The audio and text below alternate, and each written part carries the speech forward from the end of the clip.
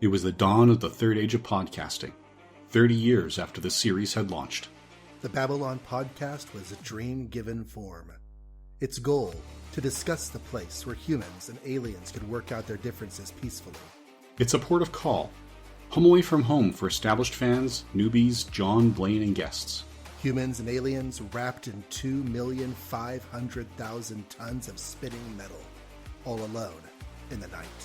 It can be a dangerous place. Wait, what? But it's our last, best hope for peace.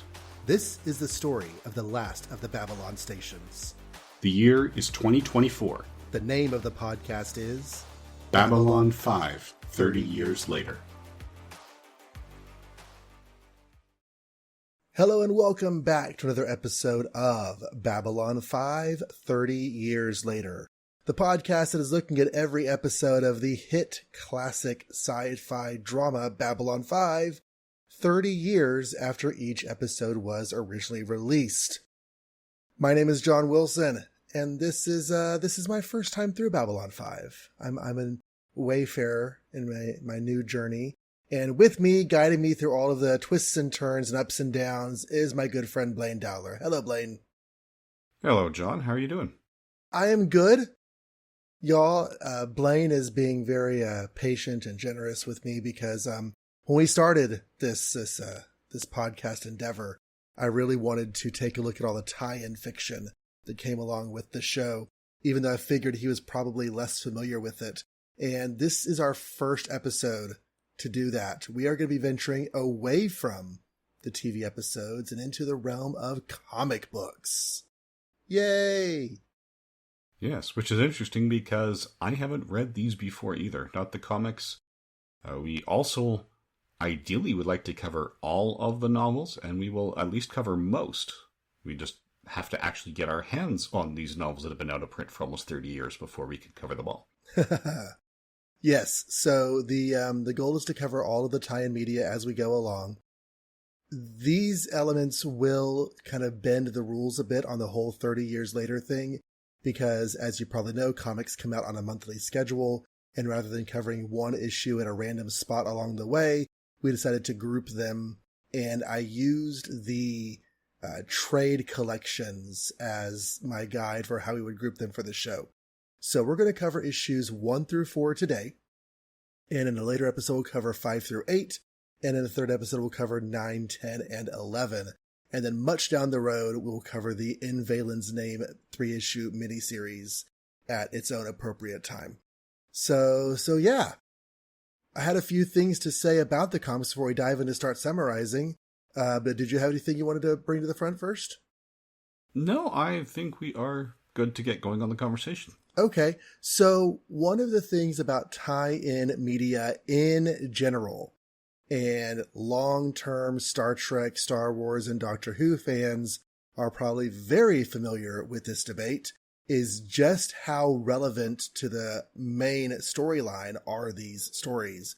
In other words, are they dun-dun-dun canon? That's canon with 2 ends, 1 in the middle, 1 on the end. Not 3 ends, 2 in the middle, 1 on the end. Because those kind of canon can kill you. And this kind of canon can just be a really annoying conversation topic. But as it happens, since Babylon 5 is run by one man, we have one man who can put the rubber stamp on a tie-in story or not, and say if it is canon or not. So these 4 issues we're going to be talking about today of the comic series are considered canon. The first issue was written by J. Michael Straczynski, and the other 3 were written based on story concepts provided by J. Michael Straczynski. So they are officially part of the Babylon 5 saga. That is not going to always be true, and it's going to be less often true with the novels. But for now, we can look at this as an episode that Blaine never saw. Mm-hmm. What are your thoughts on canon as regards to these things? So they're kind of like my thoughts on all media. The originating media is always canon. Right. So in this case, everything in the TV series, movies, that's canon. For the tie-in media, I tend to go with everything is canon unless it's explicitly contradicted by something that is definitely canon. Right. So I'd say if there's room for this tie-in, then the tie-in is canon. That's the way I treated the X-Files comics and the TV series. The tricky parts are when you get things like the original Star Trek, where two things that are canon contradict each other. Mm-hmm. Which doesn't happen nearly as often in Babylon 5 as it does in others, because again, Jameis had a pretty detailed map, but there are a couple of points where it does, and he feels bad about them, and he could name them all in much greater detail than the fans can. And in the case of Babylon 5, it's a case of a simple mistake, not a case of a development process that contradicted itself along the way. There's a couple times where it is, they make mention of something and they weren't planning to come back to it, but when they do come back to it, they realize, those timelines don't line up. We have to say that event that we talked about at a specific time happened in a slightly different time and things like that. But again, there are very few of those. And when you have stuff like the franchises I mentioned earlier, Star Trek, Star Wars, and Doctor Who, different people had different attitudes on the canonicity of those stories. My personal opinion is very similar to yours, that while I'm reading it, this actually happened to the characters as much as anything else actually happened to the characters, unless or until there's something that contradicts. And even then, I like to keep and cherry pick the parts that, I enjoyed. And enjoyment factor is another element. Canonicity and enjoyment factor should be wholly exclusive topics of conversation.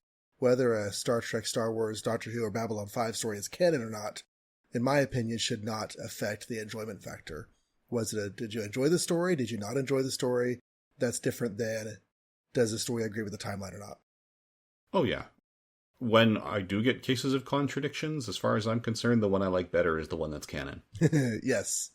To set the stage for the future, the first 8 issues of this series have been declared canon, and issue 11, kinda, which we will illuminate more when we get to the 3rd episode covering issue 11.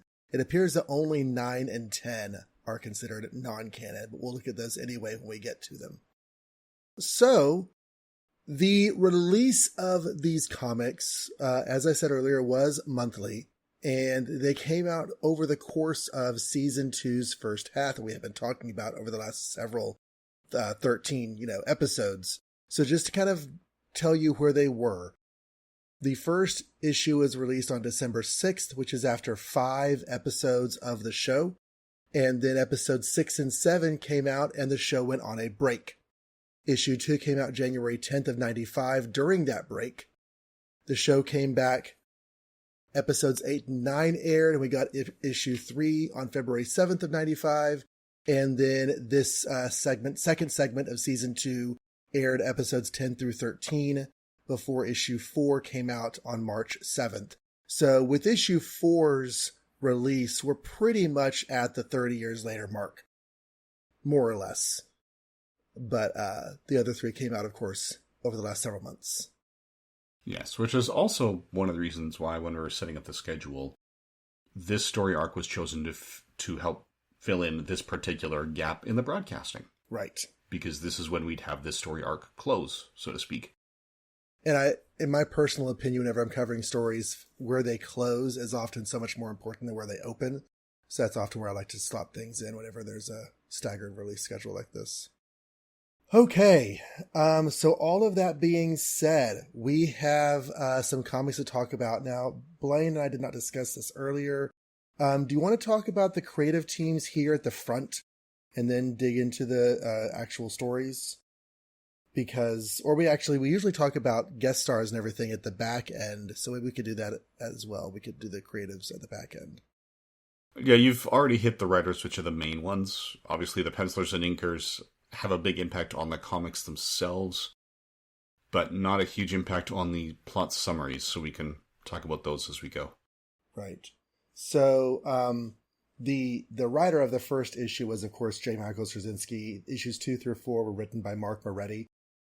Getting into the first issue, there's a pretty great cover of Jeff Sinclair in a spacesuit with a triangle in front of him that's probably reminiscent of the Minbari Triangle, and the Battle of the Line in the background behind him. It is a very Babylon 5 cover, and we have the caption, "It was the dawn of the third age of mankind."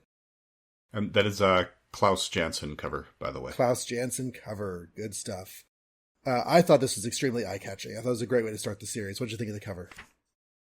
Yeah, I agree. It's actually Jensen's only cover for the series as far as I could tell, but they did a good job of saying, hey, who's a fantastic artist we can tap to really get people to jump on board with issue 1 and pick this up off the stands, right? You want that really strong cover when you're launching a new series. Mm-hmm.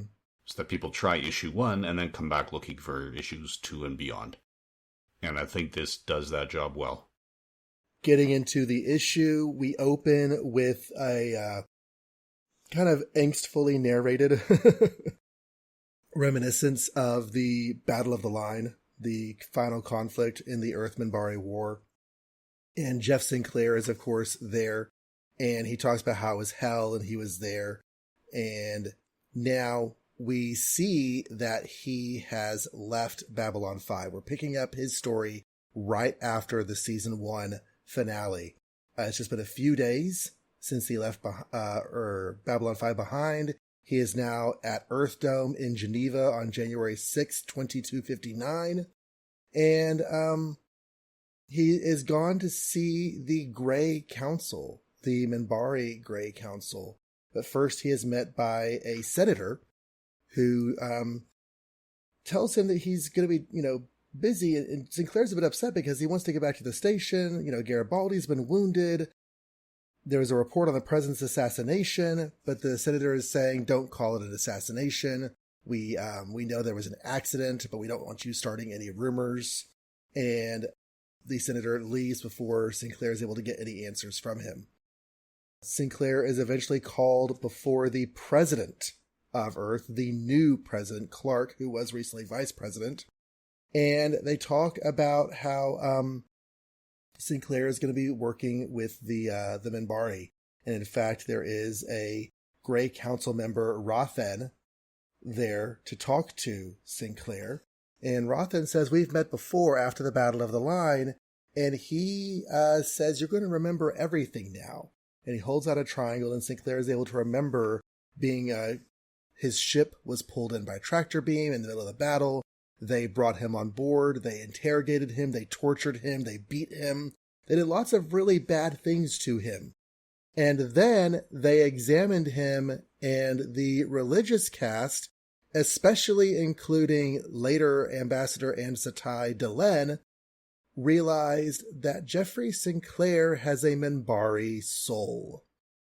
And not only he, but all of the other pilots they were able to capture to a lesser or greater degree had Minbari souls, and it was determined that since Minbari do not kill one another, they could not continue to wage war on humans if humans have Minbari souls. They had been wondering over the last 6,000 years where their souls had been going because they had been reproducing in lesser and lesser numbers. They had concluded that they were the soul well for the Minbari population that gets reincarnated over and over again was being diminished, and they have been going over to the humans. So after Rothen leaves, before Rothen leaves, Rothen tells Sinclair that after all of this was determined, they sued for peace, and they told the government why, and then they mind-wiped Sinclair with the government's permission. After Rothen leaves, Sinclair is facing off with the president. The president's like, okay, I get it. If you want to retire, I understand. This is a whole lot to take in. And yet we have a job for you. You need to go work with the Minbari as our ambassador to them. The president tells Sinclair that, everything's going to be fine on the station. Garibaldi is on the mend. Ivanova is getting a promotion. They've already chosen a new CO, so you should go do this. And Sinclair's like, well, I don't really have a choice, do I? And the president's like, no, not really. So Sinclair is on the way to Minbar. They meet up with another ship along the way. Sinclair goes off to Minbar, and he talks to one of the Grey Council members, saying that he is reading a poem of hope. We get the quote from Ulysses by Tennyson: though we are not now that strength which in old days moved earth and heaven, that which we are, we are.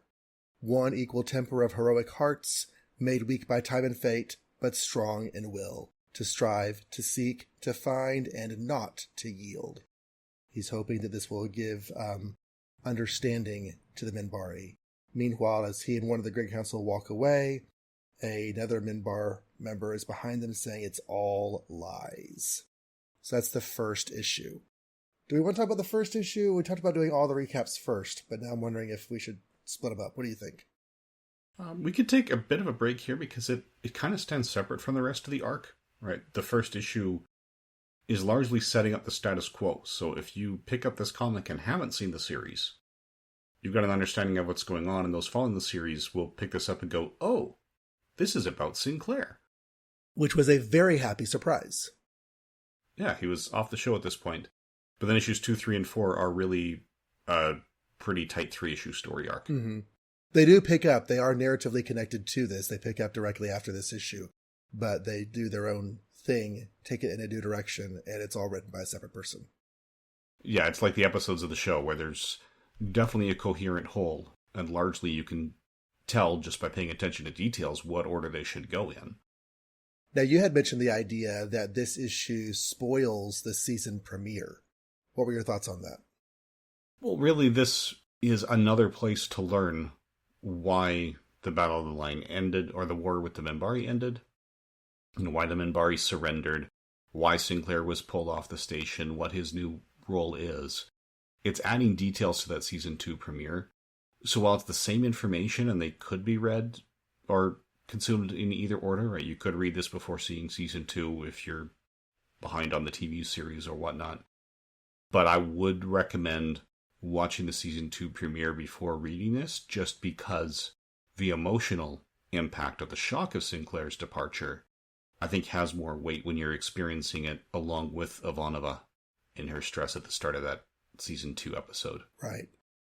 Whenever there's a conversation about consuming a franchise in release order versus chronological order, I almost universally recommend release order, because the stories were released in that order probably for some reason, and that's probably the most logical order in which to consume them. Now, you could do chronological order as an exercise and for fun because you like it, but release order generally is my recommended preference. And yeah, this as well, if for some reason you wanted to take somebody on a chronological journey through Babylon 5, this would slot between the two seasons, and it gives information that the Season 2 premiere is going to give. So it's kind of like, do you find out that Anakin Skywalker is Luke's father at the end of episode 3, or do you find out that Darth Vader is Luke's father at the end of episode 5? Which order do you want to watch them in? It's you know, to me, I think it makes more dramatic sense in the order it was released. Yeah, that's generally my feeling as well. The only exceptions to that are ones where production realities messed up the release order. Right. So there was the intended order, and then they came out in a different order anyway. Right. You know, such as we discussed in Season 1, when we saw the Triluminary before it was in Delen's possession, and, you know, when we learned about Lise Hampton as Garibaldi's old flame in a different order. You know, we talked about that there, where there's an episode that intended to air before the Voice in the Wilderness 2-parter. Mm-hmm. And we agreed that the series would play better with that intended order rather than the actual release order. We do see Geneva. This is the first time that we have actually been on Earth in the Babylon 5 storyline. And I found it odd that Geneva was a domed city, although it certainly fit the name Earth Dome. Is that a thing now? Does Earth have domed cities? Is that desolation around the city there, or is it just nighttime? I don't know about Geneva, but there are some Earth cities that are now desolate wastelands. Okay. Things have gone bad on the planet over the last couple hundred years. Yeah, we're going to hear about terrorist bombings that wiped cities off the map, which are cities that, you know, there's once that JMS visited one, and he was in a hotel when the fire alarm went and everyone had to evacuate at 2 a.m. And he got everyone whipped up chanting. I forget exactly what the chant was, but it apparently irritated the officials. They found out who started it and said, yeah, please don't come back to our city. So that city tends to get wiped off the map in all the future stuff that JMS writes. Babylon 5, Captain Power. Now, the senator insists to Sinclair that the previous president was not assassinated. Now, obviously, it's easy to suspect that it was an assassination when you just watch the show. But when did we hear that confirmed on the show? When did we have that meeting where Sinclair or Sheridan finally got debriefed by the higher ups? Was that in the first 5 episodes or later? Well, for most of the station staff, it was the season 1 finale. And we didn't actually see Sheridan get briefed on that the first time he talks about it. It's something he'd already suspected. Well, we had somebody come to him and talk to him about... Mm-hmm. Yeah, we've had people who are providing evidence for it, but it's not... And that's when he pulled his officers together in that meeting and said, okay, things are going to be happening now. Yes, that was... I believe that was the geometry of shadows, but the way that conversation happened was when, Admiral Haig said, do you think you could trust your staff to bring them in on this? And that's something that Sheridan and Haig had already been investigating. Okay. So at that point, there were 2 separate parallel investigations. It was already in consideration by all parties. Yeah. Okay. So Geometry of Shadows, I think, was 3, so that would have been out by this time. So we're not hearing anything new in the issue here. Yeah, and I said Geometry of Shadows, but was it Geometry or Coming of Shadows? So, we had a guest on it for sure. I just don't know if it was John Suntress or Van Allen Plexico. But anyway, yes. So by the time we meet Sheridan, he is already coming in to spy on the staff and determine where their loyalties are to see if they can be brought into the investigation. Right. I was just trying to think about the telling of the story and how someone reading this comic, what would they have actually heard said on the show so far?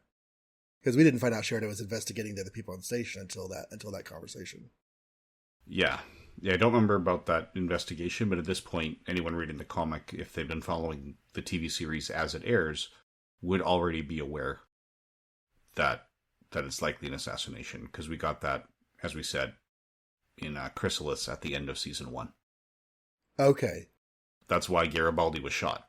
So the station staff were convinced it was an assassination before season 2 even began. That's right. Okay.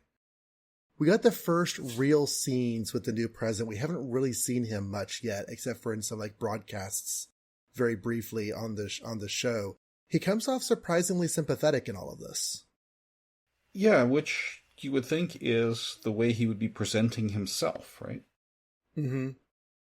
He's the guy who was asked to step up to a job that he didn't actually run for, right? That's the way he wants to be seen.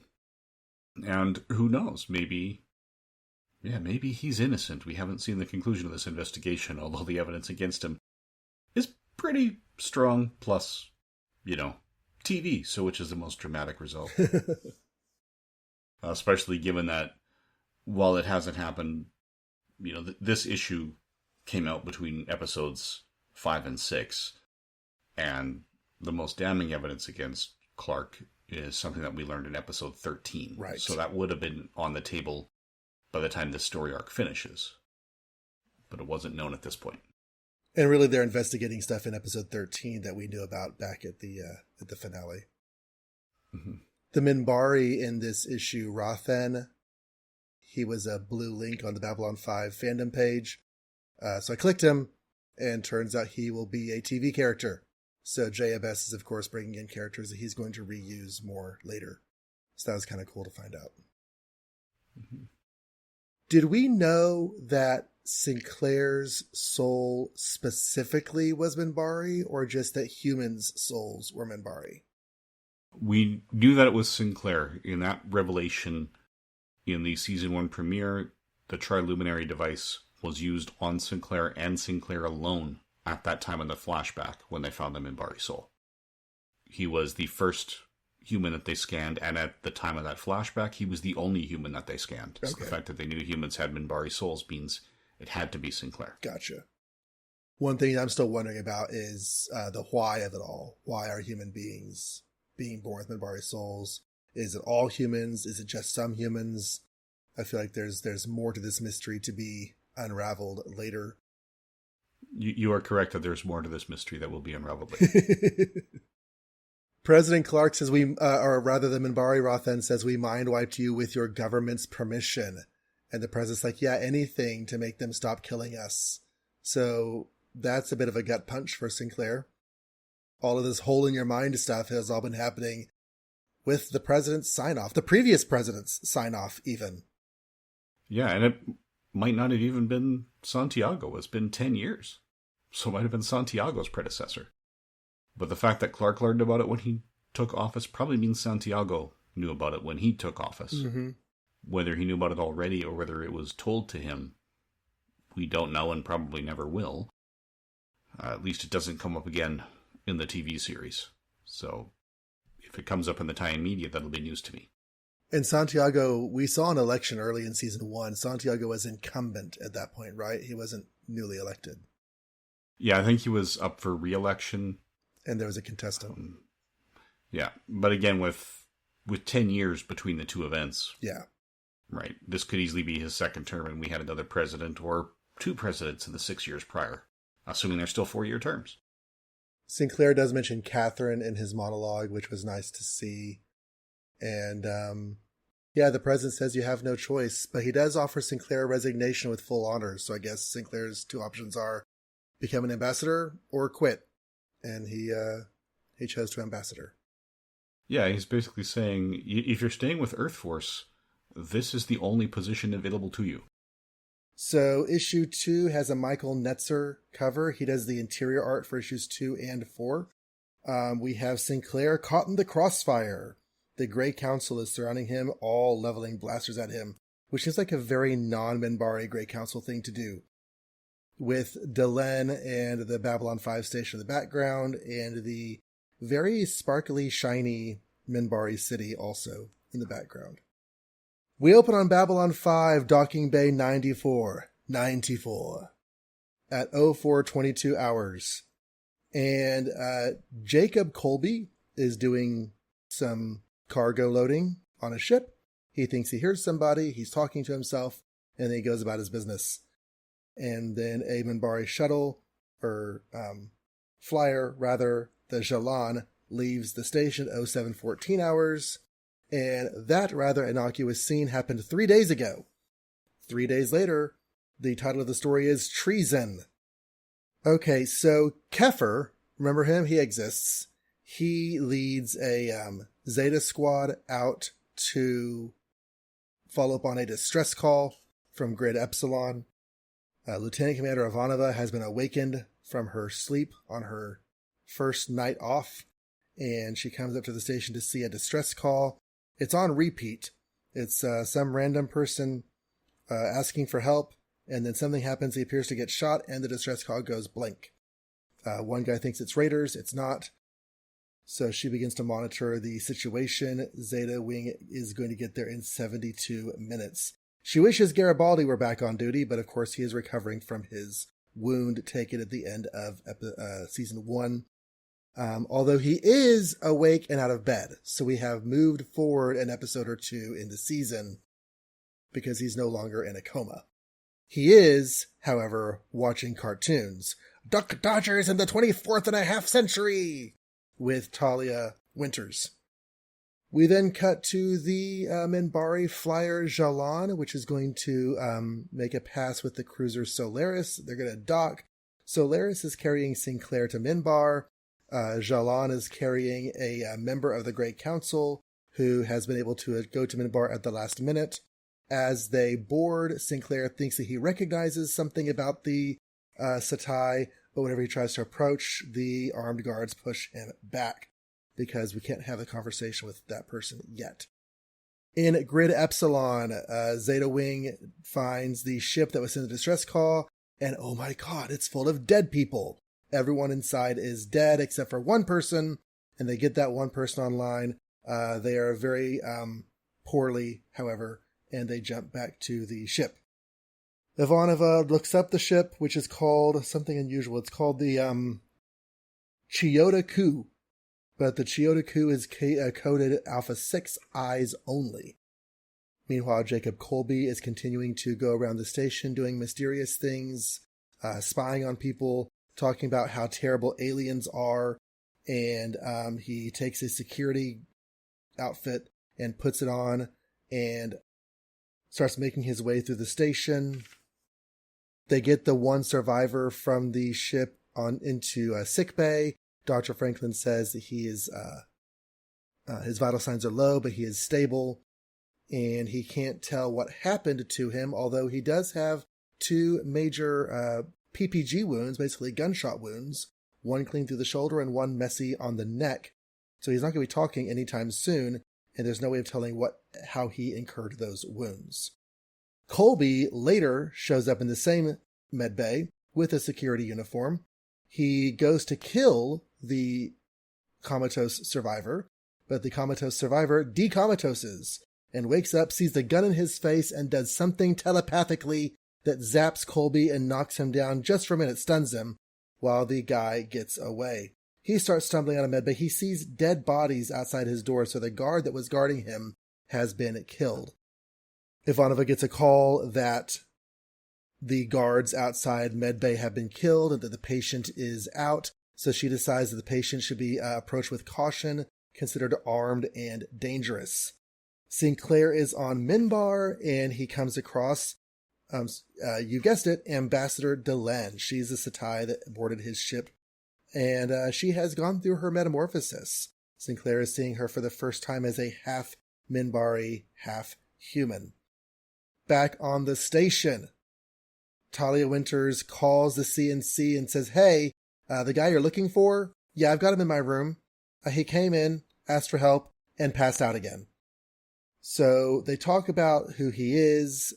Talia recognizes him. He's a good person. He's not a dangerous criminal. And someone tried to kill him in the medbay, so whomever they're looking for is still wandering the station.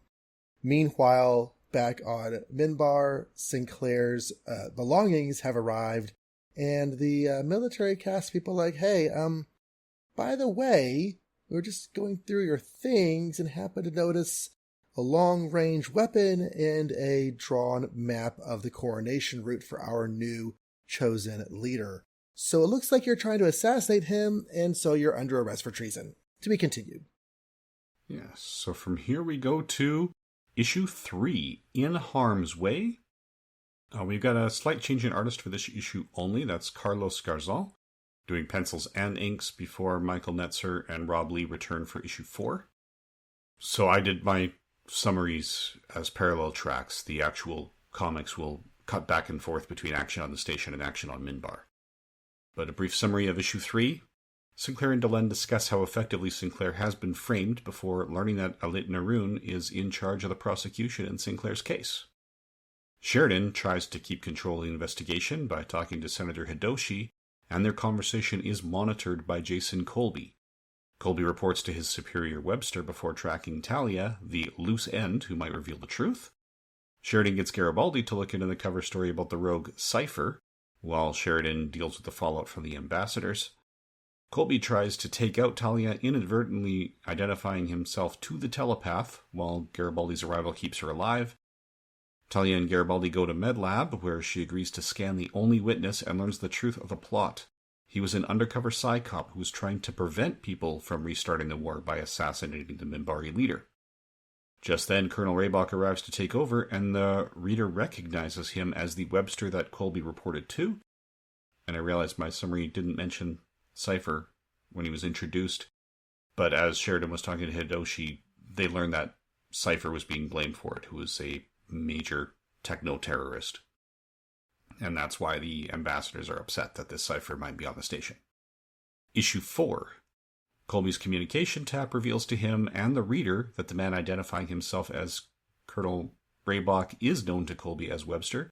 After Webster leaves the command crew, he reports to his own superior, revealing to Colby via his tap that Colby is going to be killed as a fall guy, and even worse, Colby's wife was killed by Webster and not the Minbari when the clandestine organization originally recruited him. Logs prove to station staff that Colby planted the weapon in Sinclair's luggage, and that he was planted on B5 working maintenance for a year prior to this incident. Colby manages to get Webster off the station, and their ship explodes in the conflict before either man could be brought to justice. They send all evidence off to Minbar before the real Colonel Reebok arrives.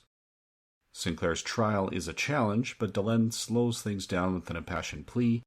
Sinclair offers to give his life in order to prevent war, which is enough that the new leader steps in on his behalf to dismiss all charges and end the trial, and the issue ends with a scene of the conspirators trying to find another likely candidate to be, quote-unquote, identified as Cypher. So, a little short on the summary ends there. I don't know, are there any key details that you want to make sure we're including before we talk about it? No, I think we got all the high points there. Anything else we could just kind of bring up as we go through it? I took copious notes, so I'm trying not to get bogged down into too many details. I was amused at how much Colby talks to himself throughout this story for a guy who's trying to be sneaky. He talks to himself here in this first scene and quite a bit in issue 4 as well. So, yeah, it's almost like when they were doing the issues, they were told, well, no, you can't use thought balloons. So then they just have him talking to himself because he is a lone agent and it's good to know what he's thinking, like finding out, oh, Webster killed his wife and stuff like that. We needed his reactions and there's no one else for him to talk to but himself. And some of it's done in captions. A lot of it is actually, but some of it he's just talking out loud. Yeah. So like I said, it feels like thought balloons weren't really allowed unless you're, a telepath or something. And that thought is actually also communication. The first page of issue 2 turns out to be the key to the whole thing, but you only realize that on a reread. It's a completely innocuous page that seems to be disconnected from everything when you're reading it the first time, or at least that's how I felt about it. Yeah, honestly, I'd even forgot that page was there until you brought it up in your summary, and I was like, oh, right, okay, that would be when the guns got on board. Right? Oh, hey, Blaine, guess what? What? Kefir still exists. Yes, he does. And I will never mention him again. No, he will come up again. He actually does have a storyline on the series that is about to be introduced. I mean, in this story, like he's in that Zeta Wing thing. They mention his name once, and then he does nothing important for the rest of the story. Yes, this is true. Yeah, this issue is just right. He's the pilot we have a name for already, so let's use him. Let's use him. Okay, haven't we done Talia watching cartoons with Michael? Haven't they watched Duck Dodgers before? That she seems surprised that it's Duck Dodgers, but I feel like we've done the whole second favorite thing gag a couple times already, yeah? He invited her to watch the cartoons with him, but it was actually Delenn who did it. Oh, that's right. I remember Delenn's mystified expression now when she was watching it. Okay, yeah. So, yeah, just as confused by the cartoon as she was by the popcorn. Yeah. His having a date, or his calling it a date with Talia, feeds nicely into the presentation of his attitudes towards Talia that we're going to see in the novel next week. It doesn't get mentioned on script very much, but he is very much attracted to Talia. Yeah, the only other indication, or the strongest indication that I think we've had on screen was in Gropos, when, the ground pounder who was interested in a one-night stand with him, and he ended up shutting her down because he said, yeah, you know what? He talked about Lee's and that on Mars, and then there was one other person that he was striving for, but that didn't work out. That was then sort of an oblique reference to Talia. Yeah. But that's it. So he's there. I mean, we saw that in season 1, where he just seemed to always know when she'd be getting on the lift, and he was always there waiting for her. Oh yeah, that did happen a couple of times, didn't it? Yeah. But they definitely started to downplay it after I'd say the first half of season 1, it was kind of a running gag, and then they started to focus more on the bigger story. Which is probably worthwhile, unless they're going to do something with that attraction story-wise. It doesn't really need to be harped on very much. The fact that it's in Garibaldi's head is probably something worth noting, because that's primarily where it lives in the novel anyway. There is a Minbari that Sinclair is walking next to in his first scene in issue 2 with a very narrow face. When I saw Rothan online from last issue and looked and clicked his picture, the actor portraying him on the screen has a face a lot like this drawing. And so for a second, it's like, wait a second, is this Rothan again? But no, it's a never appears again character, Racine. So, okay, the Star Riders, the extreme branch of the warrior caste. We've heard of them before, haven't we? Yes, we have. Okay. Yeah, this was the cast that was hiding Deathwalker. Yes. And it was one of their members with the chameleon net in the gathering. Right. They're the more militant of the military. The warriors, I should say.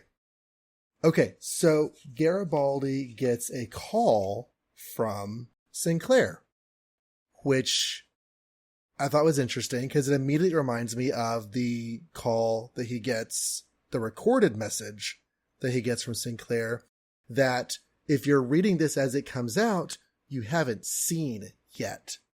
Because that's in episode 9, if my research was correct. Yes. So, yeah, this issue came out during the break, so between episodes 7 and 8. And the story takes place early in the season 2 timeline, probably after the 2-part premiere, before Geometry of Shadows. So anyways, I just thought it was interesting that we're actually having communication between Sinclair and the station after Sinclair leaves, apart from that recorded message that surprises everybody, or surprised me, certainly, in episode 9.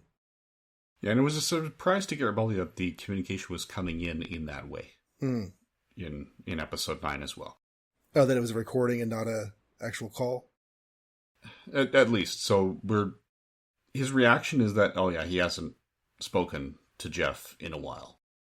But those episodes take place months apart, or that episode in this comic, so it works. It doesn't take much to say, yeah, he hasn't heard from him basically since a day or two after he woke up from his coma. Because remember, fitting this into the timeline, Garibaldi was in a coma for season 2, episode 1. He's awake at the end of episode 2 and doesn't come back on duty until episode 3, when there was that green-purple thing and he had to step up to save Ivanova, who was originally scripted to have saved herself, but then the actress broke her ankle. Right. So this fits in there, yeah. And I'm trying to remember if it was the end of episode 2 or 3 of the season when Ivanova was confirmed to have been promoted from lieutenant commander to commander. Because episode 3 is the first time she was credited as that, but I haven't tracked down that scene to find out, well, was she credited as commander because that's how she ends the episode, or because that's how she begins the episode? Okay, because that's my next note was, we find out in issue 1 that she's going to be getting a promotion, but they're calling her lieutenant commander an obnoxious number of times throughout this issue. And I wasn't even sure if that was correct, because one, calling someone lieutenant commander is a mouthful, and in Star Trek, lieutenant commanders are addressed as commander. They're only referred to as lieutenant commander for like a more formal description. I don't know how it works in actual military because I haven't done that, but Lieutenant Commander Ivanova is a lot of syllables to address an officer. Yeah, which is, I think on the show they were consistently calling her Lieutenant Commander, but just leaving out the name. Okay. Because it was so long. So it was Lieutenant Commander, and she would be the only Lieutenant Commander in the room, so everyone knew who she was talking about. Oh, I never noticed that. Okay, so they are calling her Lieutenant Commander on screen. Okay. Yeah. I didn't notice until the second reading that Colby had killed those guards and they were all dead whenever the patient stumbles out, but of course he gets blamed. And the Talia conversation is actually pretty key information to the why and wherefore of all of this that's happening. The fact that it's a racist, pro-Earth, anti-alien movement that fed the weapon onto the shuttle and also tried to kill this telepath. They blamed President Santiago's death on alien groups. They provided weapons for the assassination of the Minbari head of state. All of that stuff from Talia. And it just kind of went past me the first time I read this, but it's actually the connective tissue that no one else puts together through the rest of this story. Franklin says in issue 3, we have no way, this is all fine and good for this guy, but we don't know how this connects to Sinclair. But Talia knows. Because she has the information. Yeah, that is what brings it in. And that's an attitude that we have seen before on the show. Where different people know different things. Yeah, different people know different things, and the whole motivation behind the anti-alien. I'm not sure why restarting the war with the Minbar was considered to be a good thing. That could have been the propaganda claiming that the war was going better than it actually was. Mm-hmm.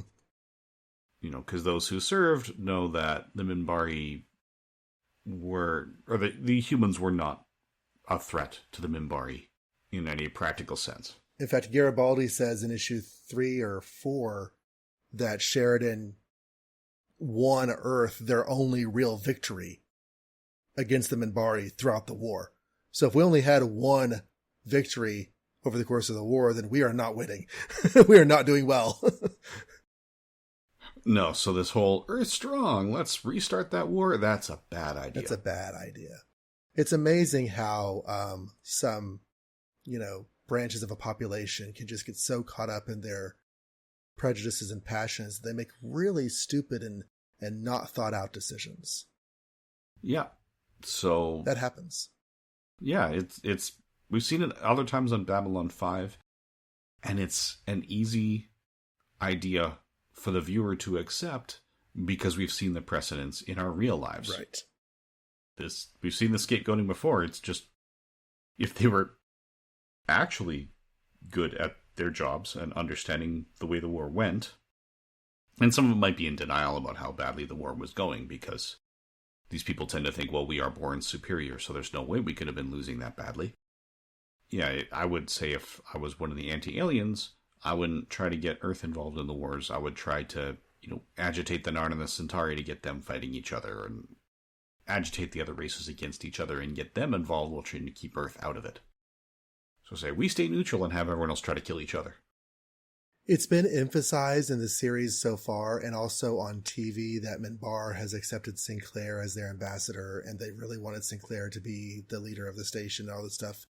I think as certain members of the Warrior cast are coming out against Sinclair in the story, beginning with the arrest at the end of issue 2, I think the takeaway for me here is that position, that pro-Sinclair position, is far from unanimous among the planet's leaders. I don't know how much that's going to play into the storyline of the series, but I feel like it's important to note, since Minbar is usually presented to us monolithically as this, this one civilization that has this one opinion about Sinclair, as we have seen in the series, that's not quite as unanimous, especially with Delenn being kicked out of the Great Council and everything after the events of this story. But in regards to Sinclair, we're seeing that also. Yeah, what we've seen is that the religious caste is holding firm to prophecies as laid out by Valen 1,000 years ago. Mm-hmm. And the warrior caste is not as committed to the theology, and they're not necessarily taking those prophecies at the same face value that the religious caste are. And the worker caste hasn't really spoken up in this. Right, we actually haven't heard reference to the worker caste yet, I don't think. They have been mentioned because there's always 3. When Delenn was basically kicked off the Great Council, she said there should always be 3 from each caste. Right. 3 warrior, 3 religious, 3 worker. That's right. So, yeah, we've heard multiple times that the worker caste exists. I remember we had a discussion that in the first season that only 2 castes were being discussed, and the third one was going to be mentioned later. Yeah, and the third one was mentioned by the end of that first season. But I don't remember a time when a member of the worker caste has spoken on screen. Okay. I think it's just, Delenn, the warrior caste versus the religious caste, acknowledging that, yes, 3 of these hooded people who are standing in silence are the worker caste just by math. Right, we've got 9 people here, and we know 3 of them are worker. And everyone who's spoken is identified as either warrior or religious. In issue 3, Sinclair mentions Catherine again. I think it's notable that we're hearing references to Catherine, but we still don't know what she's doing. It does make sense to me that she wouldn't be allowed or able to follow Sinclair on his Earth Force posting as ambassador. But still, the fact that we don't have anything is a little bit, notable in its absence. Of course, this is not being written by Straczynski, so the writer is just making a logical, emotional connection without having story information to give us. Yeah, and that story information is coming later. Right. I believe it comes in tie-in media, if I remember my thingies. Yes. Yes. So, the actress who plays Catherine Sakai, we've already seen from the IMDb listings, she has made all of her appearances on the TV series. Mm-hmm. But we are not done with that character in this podcast. So yes, she will show up in the tie-in media, and we will find out exactly what she's doing. All of this, and we've already known from previous interactions with them that she can't always be contacted because of her job out exploring on the Rim and in other places. Right. And this was a very quick turnaround. So Sinclair may not have had the opportunity to say, hey, I'm here now. It's kind of a happy coincidence they were able to start living together on the station just because her work allowed it.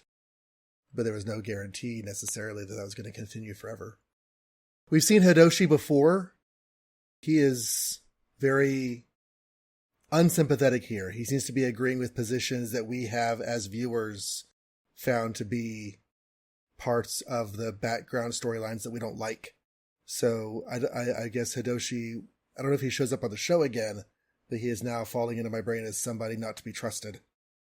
And he mentions Cypher on this, which is where we first get our first mention of that as a possible Psy-Corps telepath terrorist threat.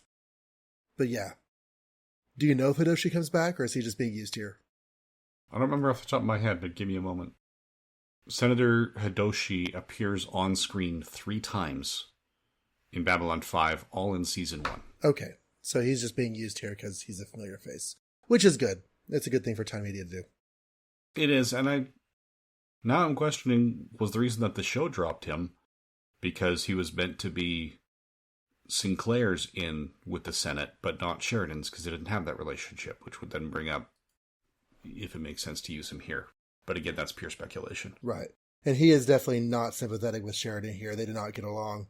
And, of course, this is Sheridan's first appearance in the comic. I don't know if it was intentionally left out of issue 2 or if that's just kind of the way things went. So, Hidoshi mentions that Psy-Corps is insisting that Colonel Raybach take over the investigation. And on retrospect, I'm wondering if they're insisting that Colonel Raybach take over or if they're insisting that faux Colonel Raybach take over. Like, which one are they really invested in happening? Because it seems like they want Webster as Colonel Raybach to take over, but there is another real Colonel Raybach coming to the station. So it's just kind of funny that they're pushing this falsehood to happen real fast before the reality happens. Yeah, I think they were asking for the real Raybach, and then the clandestine forces within took advantage of that. Although I am kind of curious. That's the thing that's been the biggest red flag for me in this story is, did Babylon 5 not know that Raybach was Teresa? I mean, at first, we don't know that Raybach and Webster is a fake, right? At the end of issue 3, we know he shows up and that he's the guy that Colby's reporting to and calling him Webster, but we haven't heard a first name. For all we know, it's Colonel Webster Raybach. Mm-hmm. It's not until issue 4 where Colby says, oh, so Webster's Raybach now. When we go, oh, wait a minute. But it's easy to lose that with everything else happening in that scene until the real Raybach shows up at the end. And whenever I saw Colby say that, I just figured that Webster was taking on a pseudonym of Raybach. The idea that there was an actual other Raybach didn't occur to me until she shows up at the end. Hidoshi also says you need to wrap this up quick. The president has high hopes for you. And that sounded to me like a veiled threat. Like, if you don't wrap this up quick, those high hopes the president has for you will not come to a pass. Yes, because remember at this point, based on the service record, President Clark would think that, Sheridan will be on my side in this. He's a military man, and he's got the support of that, which is something we learned from General Haig. I don't remember if we've learned it at this point in the series or not. I might start trying to read these issues as we're going through the series and start making notes so we know what the viewers know. I meant to do that, and I just completely forgot. Like, as we were coming up on the release of issue 1, I intended to read issue 1. And I think I mentioned it on the episode 5 podcast. I was going to read issue 1, and then I didn't. Yes, because things get busy, and we also have novels to read. Yeah. So. We get a reference to alien affirmative action. I'm not sure if that is a concept or phrase that comes up in the show at all. but it seems like the sort of thing that'd be real in the Babylon 5 universe. Mm-hmm. I thought it was interesting that Webster was the first one in the story to mention Colby's wife. In Colby's internal ranting about the aliens, he never mentions his wife. Webster does, though, and it's almost like he's twisting that knife, but we find out later that Webster's the one that killed her, so he's mentioning her. It just seems like extra sinister now. Yeah, now that we understand, where the wife comes into play and how that was a recruitment tool, it's, about driving that emotional response to keep the loyalty going and not have Colby think too deeply into what's about to happen. Yeah, extra gross. Okay, pop quiz. Garibaldi quotes which Star Trek movie? Oh. I missed it. I don't know. On the page facing the "We're looking for a few bad bastiches" Lobo ad, the conversation between Sheridan and Garibaldi, which, by the way, I liked a lot that Sheridan consulted Garibaldi about Sinclair, that he doesn't know Sinclair, and so he has to ask what Sinclair is like. Is this the sort of thing he would do or not? I like that was here. The page that starts, "But I've only known you briefly. I spent years with Jeff." Sheridan says, Hidoshi insists Cypher's superior psi ability could have misled her. And Garibaldi says, yeah, and if my granny had wheels, she'd be a wagon. Oh, see, to me, that I'd forgotten that that's quoted in one of the Star Trek movies, because apparently that's a very common idiom in India, as I've learned in the last 4 years teaching in a Sikh cultural school. Oh, I have never heard it outside of that Star Trek movie. But then again, I had never heard nervous as a long-tailed cat in a room full of rocking chairs outside of the first episode of the X-Men animated series until about 4 years ago. I heard somebody say it. I was like, wait a second, did you watch X-Men as a kid, or is that just something you say? And yeah. Okay, so that's the thing people say. I just figured they were quoting Star Trek because that's fun to do. But okay. You didn't answer my question. Which Star Trek movie was it? Do you know which one? No, I'm still trying to place it. That would be Star Trek 3, The Search for Spock, because they have the Excelsior. They say she has trans-warp drive. Aye, and if my granny had wheels, she'd be a wagon. Okay. Anyways, Delenn calls Sinclair Jeffrey instead of Jeff, which was weird because it's not what she calls him in the show, but that's okay. When we get the one page that shows the other ambassadors, I feel like it was just an excuse to squeeze them into the story. Especially Kosh. I mean, Jakar and Londo. I could see Jakar reacting to having Cypher on here, just like they did with Deathwalker. I could see Londo showing up for the council meetings because he does that. But Kosh is famously absent from most of these meetings. And I'm not entirely sure why it seemed so relevant to have him here now. Although Sinclair did mention that he's been coming to meetings more often since Sinclair came on board. Although he doesn't mention that till an episode after this issue came out. Yeah. Or since Sheridan came on board. That's what I meant to say, yeah, Sheridan. Yeah. I did not recognize Raybach as Webster right away. I should have done. It's just all of his images when he's talking to Colby are so small on the screen. I just didn't put the faces together at first.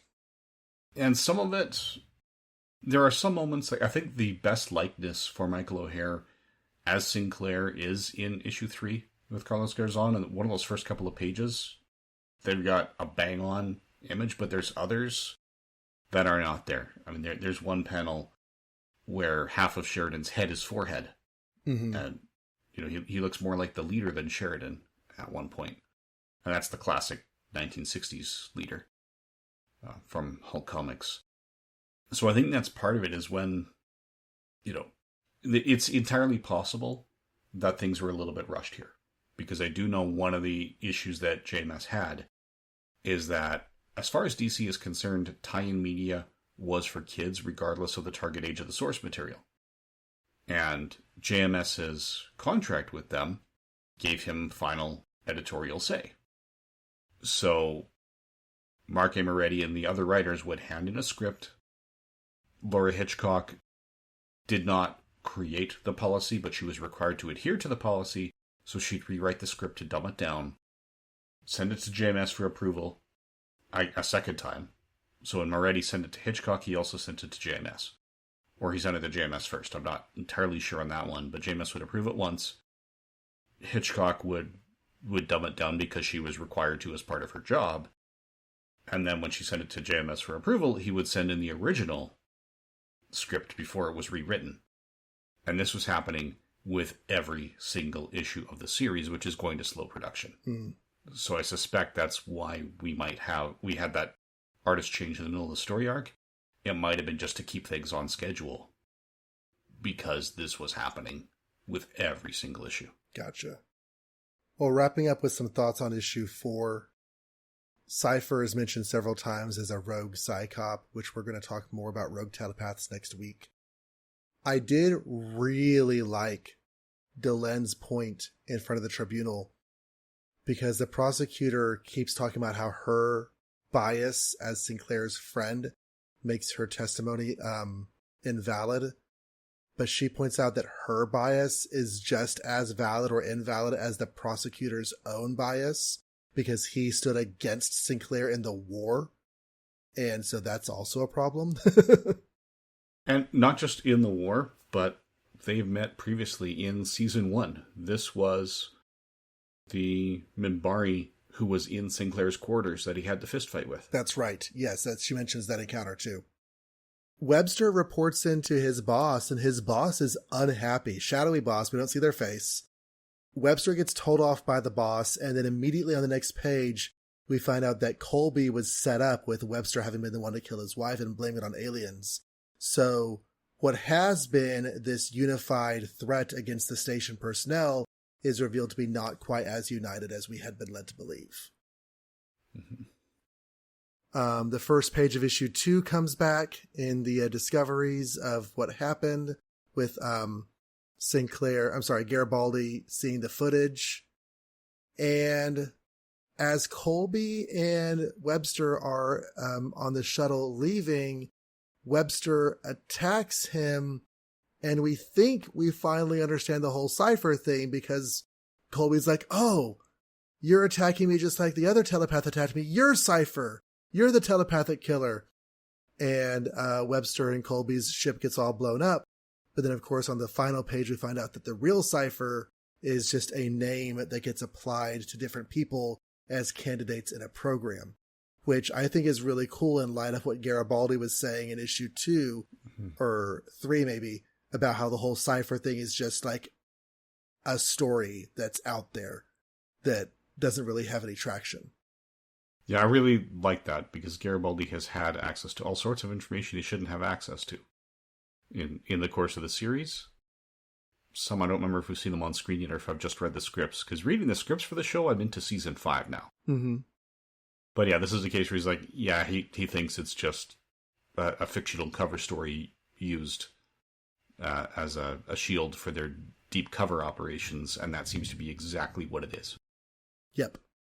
And I don't know if we're ever going to see any mention of Cypher again. There was no entry for Cypher on the Babylon 5 fandom page, so this might be just for this one story. Unlike a random thing in the TV show that will probably get brought back up again at least once, this feels like it probably isn't going to go anywhere. But even as just a story with a cool twist ending, I did like it. My only thing here is that the Chosen One coming out to defend Sinclair feels a bit like a Deus Ex Machina. I mean, the logic works, and since the station hasn't been able to connect the dots between their investigation and clearing Sinclair, something had to happen. So I guess I'll allow it, especially since I can't change it. But it felt a little bit like, oh, okay, I guess that works. Yeah, it was a little bit abrupt. But again, it's also consistent with Sinclair and what we've seen of him, to find some little niggling technicality that he can use to get away with what he plans to do anyway. So as he said, it was a calculated risk. They might have taken him up on it and assassinated him, or really punished him with the death penalty. I guess it's not quite an assassination.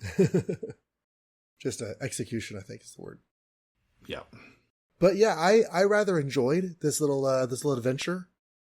It felt to me like an episode for the most part, with the exception of the first issue being kind of disconnected from the rest of it. I don't feel like an episode would have played that way, but if this had come out in the TV production between episodes 2 and 3, I think, it would have fit right in.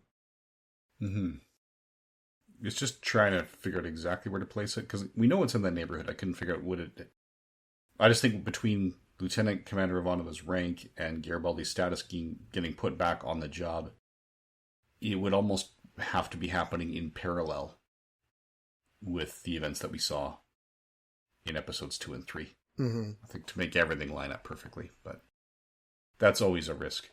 And some of that, JMS is open about the fact that he can do a lot of the planning, but he doesn't really like the outline form and isn't particularly good with it. So sometimes when he's handing other people outlines, it's lacking some details, and when they fill in those details, it's not necessarily the way he would have filled them in. Here he does have final approval on the scripts. As I said, that was the process. He'd approve it, and then he'd resubmit the approved version. So we know that, yeah, he's signed off on everything that we see on these pages. At least at this point. As you said, we're going to have issues 5 through 8 with a different writer. 9 and 10 were actually written by David Gerald. And then with 11, we are coming back to Timothy DeHaas, who writes 5 through 8. There is something about this storyline that is going to get referenced in a later novel. I don't know what that something is. I do know which novel it is, and I can tell from the cover one of the main characters who's going to be involved, but I don't know if we should lay all that to spoiler territory or not. So any final thoughts on this overall? Did you have a last best hope? I don't know. I think just the fact that this addresses Sinclair. Now, I honestly did not expect to ever follow up on Sinclair directly. I thought he was just like going to go sail off into the background of the plot. The fact that we got to pick up with him was probably my neatest feeling in reading this 4-issue series. Is like, oh, it's a Sinclair story. That's cool. So that would be, I guess, my character moment is just like finding out that he's the subject of the series. Yeah, and that's largely the way it's going to continue, or at least for this first arc. That was part of it, was deliberately to let people know what Sinclair is up to. But even then, with only some of the details, there's no mention here of Rangers, which we know was a big part of his posting on Minbar. Yeah, so I would say that I'd agree that that's a nice part, knowing that was coming, because JMS was telling people that's what was coming. So I was reading it in the Asked and Answered and the Usenet and AOL posts.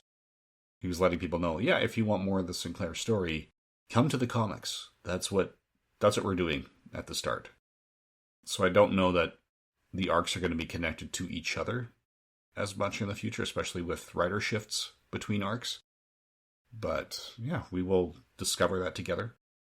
And yeah, I'm just trying to figure out what would be my standout moment. And I think it's just, again, Garibaldi knowing the truth about Cypher. Just not having the evidence for it, but saying, yeah, there is no Cypher. It's just a cover for a whole bunch of different crap that they're pulling, and that's the excuse they used to get away with it. And that's exactly what happened. Yeah. Is there anything from this that you want to use to give form to the dream?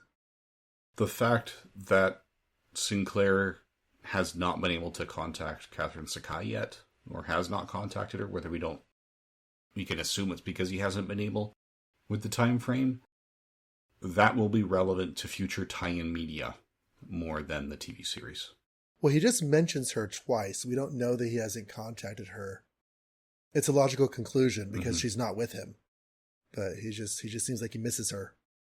Yes. Yeah, he does. So we will learn more about that in future tie-in media. All right. Well, that wraps up our first tie-in media episode. Next week, we're going to be looking at the first of the tie-in novels. And not necessarily next week, but next podcast. Yeah, next podcast. I keep saying next week because, I don't know, my brain says weekly. But yeah, next episode, in a few weeks, we're going to be looking at Voices by John Vornholt. It is pretty easily available through the secondhand market. Also, you can sign up for an account on archive.org a free account and check out a digital copy like you would a library book. You can read it for an hour at a time and then return it and then come back and read another chapter later. So it's available that way as well. So if you want to read before next episode, you can do that. And yeah. And until next time, thank you everyone for listening. And good eating to you.